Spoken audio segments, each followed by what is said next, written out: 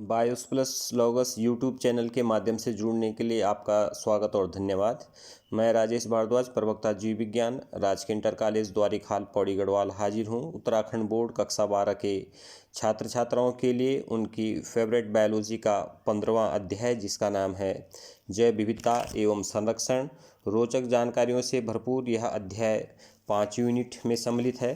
5 unit के लिए board द्वारा 14 अंक निर्धारित हैं और बोर्ड परीक्षा के प्रश्न पत्र में 8 बहुविकल्पीय प्रश्नों के रूप में निर्धारित है, जिनकी तैयारी हेतु यह श्रृंखला आपके सम्मुख प्रस्तुत की जा रही है।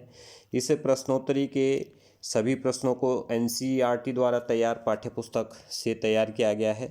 तो आइए शुरू करते हैं अध्याय 15 जैव विविधता एवं संरक्षण। ये प्रश्न अति लघुत्तरीय प्रश्नों के रूप में भी समान रूप से उपयोगी हैं। तो शुरू करते हैं।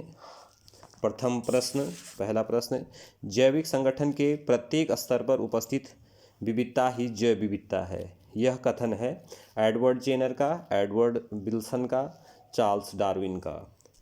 तो पाठ के शुरू में, अध्याय के शुरू में इसका आंसर वहाँ पर दिया गया है। तो इसका उत्तर हमारे पास में है एडवर्ड विल्सन का। विकल्प बी इस प्रश्न का उत्तर सही है। प्रश्न संख्या 2, पृथ्वी पर चींटियों की अनुमानित जातियां हैं 10,000, 20,000, 5,000। तो इसका आंसर विकल्प बी के रूप में 20,000 इस प्रश्न का सही उत्तर है। प्रश्न संख्या 3 है हमारे पास में, भारत में आनुवंशिक रूप से भिन्न धान की जातियां हैं 20,000, 40,000, 50,000। तो इसका आंसर NCERT की बुक के हिसाब से हमारे पास में है 50,000, विकल्प सी 50,000।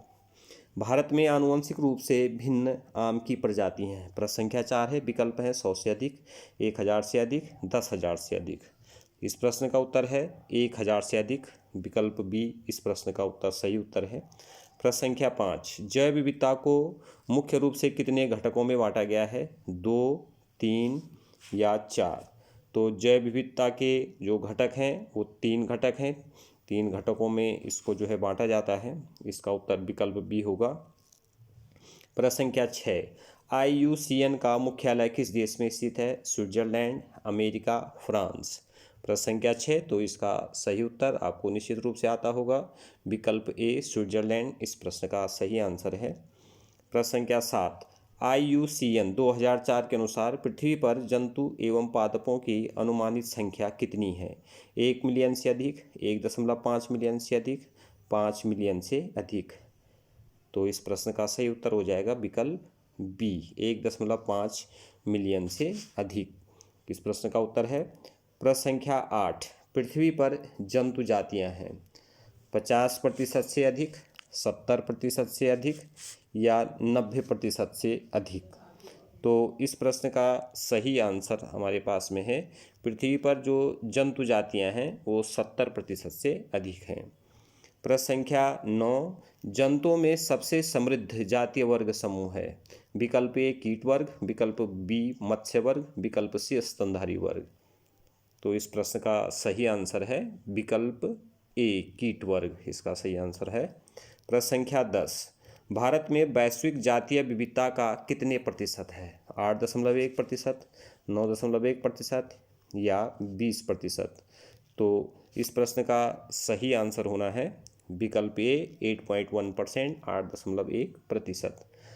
प्रश्न संख्या 11, भारत का भूमि क्षेत्र विश्व के भूमि क्षेत्र का कितने प्रतिशत है? 5%, 2.4% या 8%। तो इसका सही आंसर है विकल्प B 2.4%।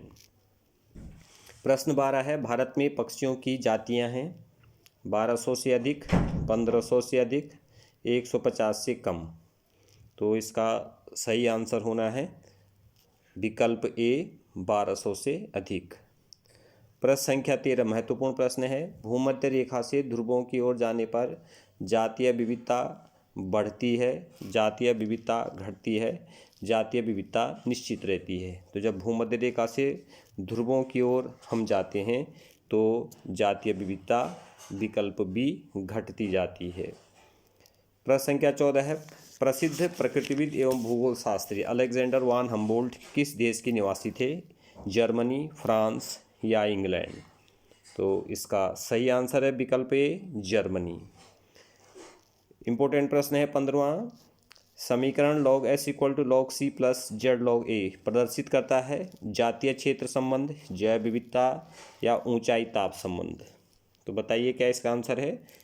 Yes, absolutely right, it should be choice 1 ए, जातीय क्षेत्र संबंध। पहला विकल्प इस प्रश्न का सही है। प्रश्न 16, रिबेट पॉपर परिकल्पना किसके द्वारा प्रस्तुत की गई थी? Thomas Edison, Edward Jenner, Paul Ehrlich? तो इसका आंसर है हमारे पास में विकल्प सी, पॉल एहरलिख द्वारा यह परिकल्पना प्रस्तुत की गई थी। डोडो पक्षी की श्रेणी है, अगला प्रश्न है, संकटग्रस्त, सामान्य, विलुप्त? तो इस प्रश्न का उत्तर निश्चित रूप से आपको पता होगा कि डोडो पक्षी जो है अब विलुप्त हो चुका है। विकल्प सी इस प्रश्न का सही उत्तर है।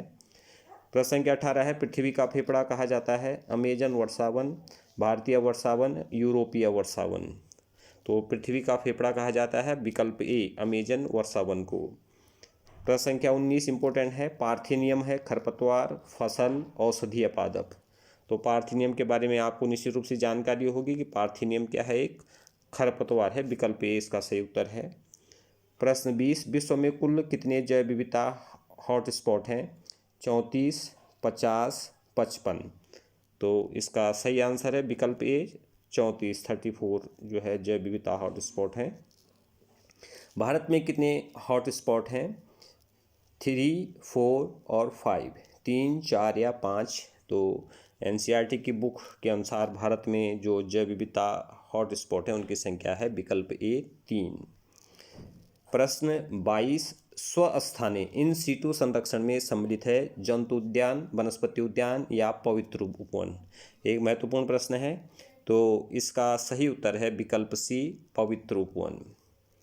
प्रश्न 23, रियो डी जेनेरियो में जैव विविधता पर ऐतिहासिक सम्मेलन किस वर्ष हुआ? 1990, 1992 या 1995 में? तो निश्चित रूप से आपको इसके बारे में जानकारी होगी कि विकल्प बी इसका सही उत्तर है।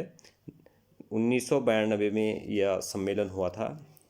24वां प्रश्न भी अति महत्वपूर्ण है, अस्कोट वन्यजीव विहार किस जनपद में स्थित है?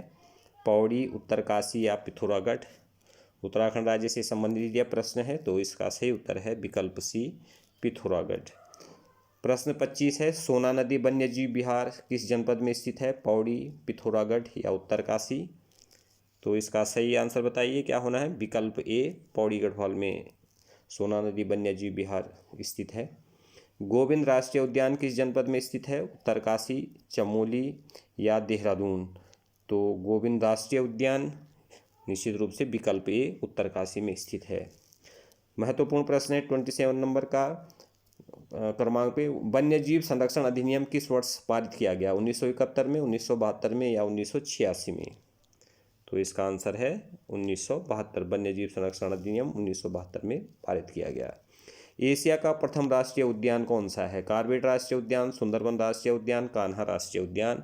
तो एशिया का भारत का जो पहला राष्ट्रीय उद्यान है वो कार्बेट राष्ट्रीय उद्यान है। विकल्प ए इस प्रश्न का सही उत्तर है। इस सीरीज का आज का अंतिम प्रश्न है, रेड डाटा बुक में विलुप्त जातियों के लिए निर्धारित रंग है काला, लाल या हरा?